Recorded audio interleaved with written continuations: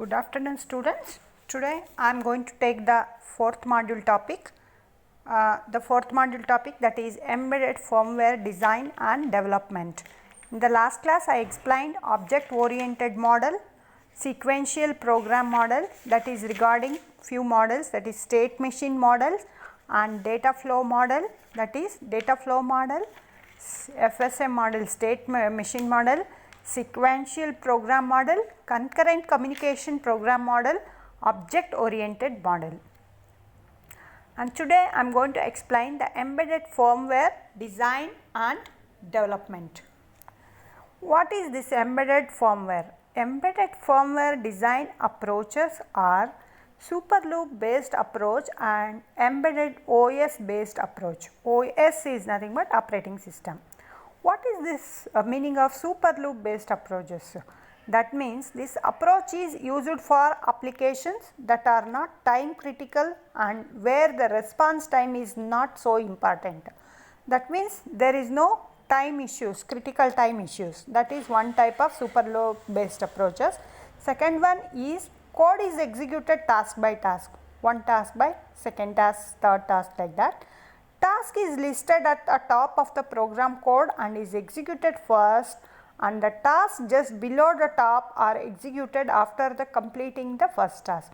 That means after completing the first task, it has to be executed the second task. After completing the second task, need to execute it the third task, like that. Super loop based design does not require an operating system.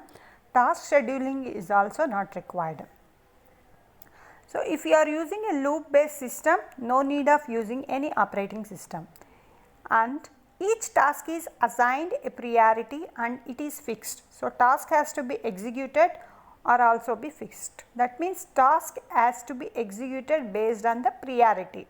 So, for some task is assigned with the first priority, second priority, third priority, and task is executed according to priority. This approach is used in low cost embedded products and products where response time is not time critical. As I explained in the first point, it is not time critical, so that super loop based approaches, one of the advantages, it is not time critical, it is based on the task. That means each task is assigned the priority and the priorities are fixed, so task is executed also fixed. Benefits of using super loop in an embedded application. What are the uses is super loop runs give statements within the scope forever. So, super loop runs based on the statements within the scope. It is very simple to use, edit, debug and understanding. Compared to the embedded OS based approach, the debugging, editing, debugging and understanding is easy. Less or no dependencies on the hardware. It is not dependent on any type of hardware. This is about the embedded firmware design and development. What is this embedded firmware design and development means? Design approaches are two types. One is called as super loop based approach and second one is called as embedded OS based approach. And second type, what is this embedded OS based approach? It contains OS which can either GPOS or RTOS, real time operating system, to host the user written application firmware. So, what is this GPOS is? Example of GPOS for embedded system is Microsoft Windows Embedded. This is a type of operating system. So, if you are using Microsoft Windows Embedded 8.1 version, then it is called GPOS. RTOS is based on design approach, is employed in embedded product demanding real time response. RTOS respond in a timely and predictable manner to events. RTOS means it contains a real time kernel. Kernel is a type of layer, one layer of the operating system, and kernel is responsible for performing preemptive multitasking, scheduler for scheduling tasks, multiple threads, etc. This is about the embedded OS based approach. First one is called super loop based approaches, where it is based on the priority of the task, and the second one is called as the type of OS is used. Here generally embedded OS based approach, we are going to use two types of operating system. One is GPOS. For example, if you give Microsoft Windows Embedded Systems, and the second one is RTAS. RTAS, timely and predictable manner events. It contains a layer called as real-time kernel, which is responsible for performing preemptive multitasking, scheduler for scheduling tasks, multiple threads, etc. This is about. And the next point is embedded firmware development language. What is this embedded firmware development language? Assembly languages were developed to provide mnemonics or symbols. So, we have used assembler languages already. I have explained 8085, 8086. Similarly, what assembly languages were developed to provide mnemonics or symbols. We are using a code called as mnemonics for the machine level code instructions. Assembly language programs consist of mnemonics. You all know that it consists of mnemonics. They should be translated into machine code. These mnemonics are converted into machine code. A program that is responsible for this conversion is known as an assembler. It converts an assembler language into machine code is called as an assembler. Assembly language instructions are written one per line by line instruction, and one instruction in one line. Assembler function is translating mnemonic operation codes to their machine language equivalents, assigning machine address to symbolic labels. So, each instruction is having an address. Mnemonics are predefined assembly language names for machine instruction, pseudo apps, directives, and data allocation statements. Mnemonics are not case sensitive. It is not case sensitive. It also enables the assembler to provide helpful diagnostics. This is about mnemonics. Third point about the embedded firmware development language. First one, we are going to use assembly language instruction. Second one is assembler function, certain set of function translating mnemonic operation codes to their machine language equivalent. And first point is assembly language consists of a mnemonics. And the fourth point to remember is mnemonics are predefined assembly language names for machine instructions, pseudo apps, directives, and data allocation statements. Mnemonics are case sensitive. This is not case sensitive. You can write either in the caps or in the small cases. An instruction has the following format: label, opcode, operands, and commands. Instruction has following format. What are that? First one is label, opcode, operands, and then you can write it using, as usual, after semicolon you can write it as a comment line. Opcode, operands, and commands. So, instruction following. What is the standard instruction format for the assembly language? You need to write the label, opcode, operands, and commands. Labels are symbols that represent addresses. The address given by a label is calculated during assembly. Correct. So, that you have already used in the programs. What is this comments? The first semicolon on a line marks the beginning of a comment. So, comment line has to be written after the semicolon, except where the semicolon appears inside the string statement. Inside the string, you should not consider as a comment line, but at the end of the instruction, after the semicolon, if you write anything, that will be considered as a comment line. The end of the line and the end of the comment, a comment alone is a valid line. All comments are ignored by the assembler. This is the point. And instruction, pseudo instruction, and directives must be predicted by the white spaces, such as space or tab space. Even if there is no label, all three sections of the source line are optional. You can use blank line to make your code more readable. Instruction mnemonics, directives, and symbolic registers names can be written in upper cases or lower cases, but not mixed. Correct? No? Instruction should not be combination of a symbolic register. Either you can use uppercase or lower cases because it is not case sensitive. And the next point you have to remember is mnemonics are a set of readily memorized programming instructions. They are readily programming instructions that are later translated into pure machine code, converted into machine code by using the assembler. An opcode is short for operation code. Operation code is called as opcode. An opcode is a single instruction that can be executed by a CPU. For example, move instruction, it is a single instruction. In machine language, it is a binary or hexadecimal value such as B6 loaded into instruction register. Its equivalent hexadecimal value is loaded into instruction register after executing each instruction by the CPU. Assembly codes sensitive to the processor, memory, ports and devices. Hardware gives a precise control of the processor internal devices. Enables full use of processor specific feature in its instruction set and its addressing modes. That's the point. An assembly language program is a series of statements or series of instructions which are either assembly language instruction. What example you can give? Either add instruction, move instruction, some sub instruction, mul instruction, div instruction, or statements called as, some statements are called as directives. That is dot code, dot data, end instruction, these are all called as directives. An instruction tells the CPU what to do, while the directive gives the instruction to the assembler. What is this directive?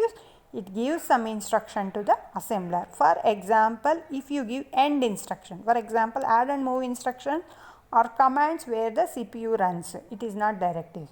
While ORG and end are assembler directives. End says it is the end of the assembly language program. After the end instruction, even if you mention any instruction, assembler is not going to execute that instruction. It will not generate any machine code for that. So, assembler directives gives an instruction to the assembler what to do. The assembler places the opcode to the memory location 0 when the original ORG directive is used. That means at the beginning we are using a ORG, while while end indicates that end of the source code. Beginning you are going to use ORG location, it begins with the 0, and end indicates the end of the source code. This is the points you have to remember for the embedded firmware developed language. And next point is, what is this assembler? The assembler is responsible for translating assembly language program into machine code.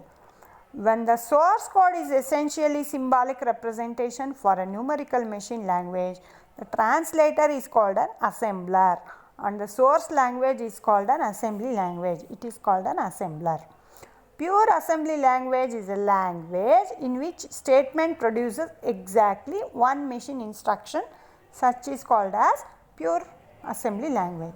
When translating assembly level language code into object code, the assembler must translate opcodes and format bits in each instruction and translate labels into addresses.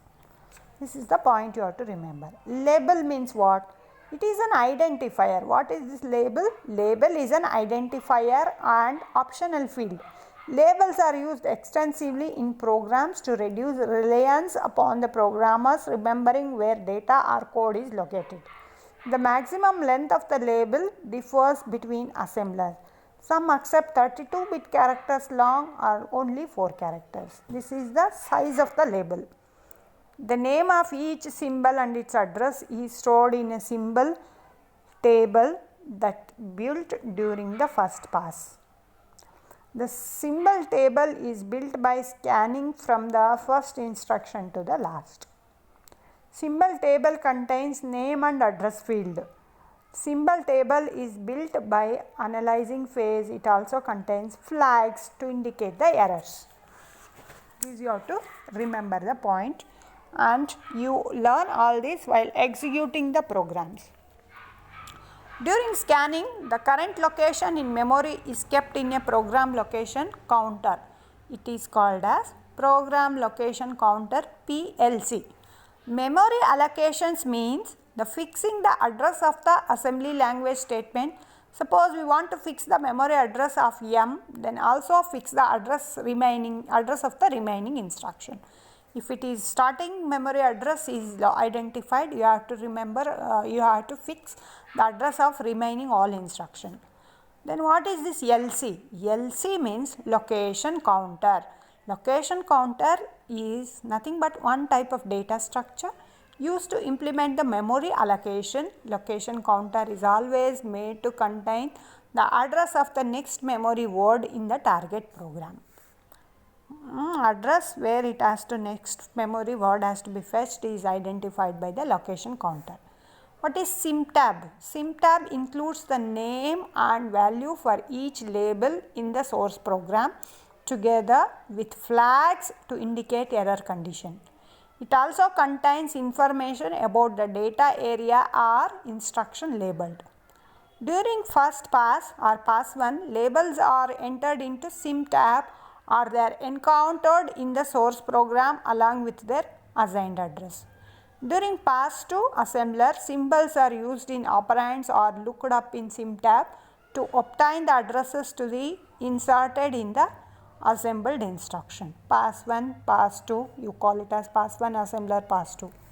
SymTab is also organized as a hash table for efficiency of insertion and retrieval. Entries are rarely deleted from the table. Okay. It is possible for both passes, that is pass 1 and pass 2 of the assembler to read the original source program as input. Information such as location counter values and error flag system can be communicated between the two passes. For this reason, pass 1 is usually writes an intermediate file that contains each source statement together with the assigned address, error indicating, etc. This file is used to input to the pass 2. These are the points. This is about the assembler. And what is this linking the assembler? How do you link it? The linking, the program might make use of other programs or libraries of the programs that are linked together into single program and our interconnecting reference are resolved. So, what is this linker? Linker is a program which combines the target program with the code of other programs and library routines. During the process of linking, the object module is created. Once if you convert that program into .l, that is, it converted the source code into object code. This object module contains the target code and information about other programs and library routines that are required to call during the program execution. The output of translator is a program called as object module. The linker processes these object modules, binds with necessary library routines and prepares a ready to execute program.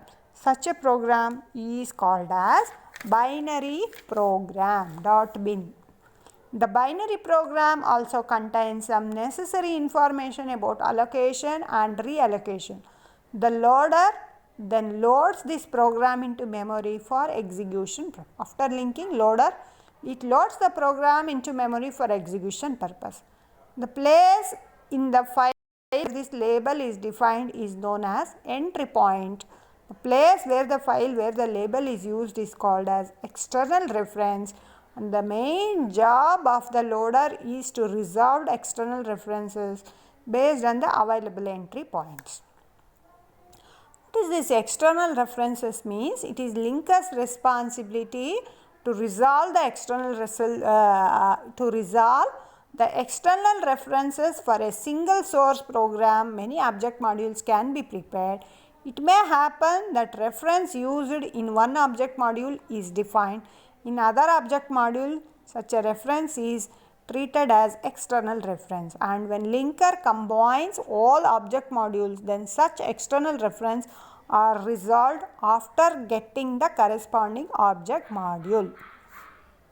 What is this inline assembly? Inline assembly, that means assembly language serves many purposes such as improving programming speed, reducing memory needs and controlling hardware.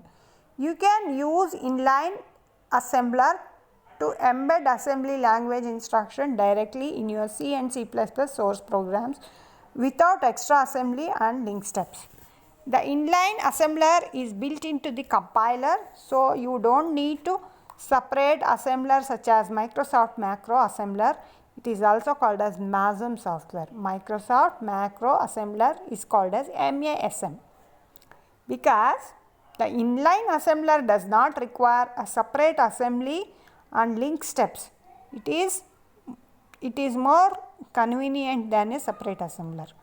Inline assembly code can use any C or C++ variable or function that is in scope. So, it is easy to integrate it with your program C and C++ code. This is the point you have to remember about the inline assembly. And what is the fourth point? It comes under embedded firmware and development language, high level language based development. What is this high level language? High level language is the C language is probably the most widely used programming language nowadays. It has a number of features that make it a good choice for both small scale embedded projects as well as large scale projects. It has unique features that sometimes make it look almost like an assembly language, yet simplified with many other features that make it into high level language. Though never designed or intended for embedded use, C language remains most widely used embedded programming language. C language is most widely used embedded programming language with compilers available for almost every microprocessor, microcontroller and processor core in the market. Even though C is a structured language, it offers a great deal of flexibility, enabling code to be written that is quite readable, but with the obfuscation of readily available program. So, C is a structured language program, great deal of flexibility, and code is it enables the code to be written that is quite readable. What is this pointer to constant data? We also used constant pointer to data, just features of C. It is a pointer, means which points to a data which is read only. The pointer pointing to the data can be changed, but the data is not modified. Cannot modify the data, modifiable. That is, if it is a pointer which points to a data which is read only. Second point you have to remember for the pointer is the value of a variable to which the pointer is pointing is constant.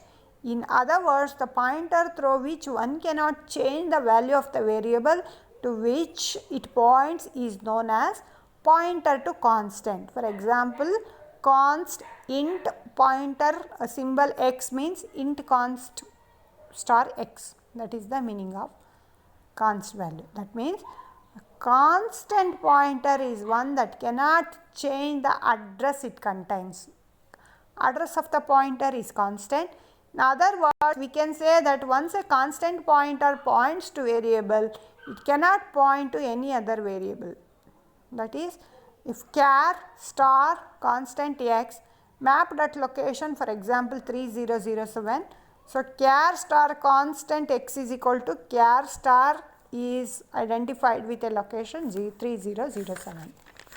This is about the characteristics of a pointer in the embedded system, and the main points you have to remember is what is an assembler language, features of assembler, linking and loader technique, what is that inline, and which language commonly used. High level language is we are mentioned here as a C language because of its feature pointers which is used to constant data which cannot be varied. The last point is difference between C language versus embedded C. That is the fifth feature of the embedded firmware development. What is this fifth feature? C language versus embedded C. C language is a software designed with different keywords, data types, variables, constant, etc. What is the C language? It is a software designed with different keywords, data types, variables, constant, etc. Embedded C is a generic term given to the programming language written in C. What is this embedded C? Just it is a generic term given to programming language written in C, which is associated with a particular hardware architecture. Embedded C is an extension to the C language with some additional header files. So, I will mention the difference between C language features and features of embedded C one by one. C is a very high level language. It is free from program coding format. For functioning operating system it is necessary. And fourth point of C is it is used for desktop computer applications. It does not care about resources of memory because of the all memory is available in CPU. The C language program runs in console, but output of this program can see through the desktop, LCD, etc. These are the features of C language. During running application, it also supports the various types of other programming languages by directly or indirectly. When the program is running, the input can be given to the program. Software system programs and logical programs are some examples of C language. Then what are the features of embedded? Embedded C, it is only the extension of C language and nothing more difference. It has source code format that depends upon the kind of microcontroller or microprocessor that have been used. Through embedded C, high level optimization can be done. It is used in microprocessor or microcontroller application. It has limited resources used. It means embedded system have only limited memory location. In embedded C, constraints runs on real time and output is not available at operating system. And it only supports the adequate processor or controller. In embedded C, only predefined program can run. It requires a compiler of embedded C which can have compatibility with all the embedded system resources. Some of the examples of embedded system C application are digital camera, DVD, digital TV, etc. So, the major advantages of embedded C is coding speed and size is very simple. Now, I will brief with the difference between C language and embedded C. C is a general purpose programming language which can be used to design any type of desktop based publication, whereas embedded C is extension of C language used to develop microcontroller based application. C language program is hardware independent, embedded C program is hardware dependent.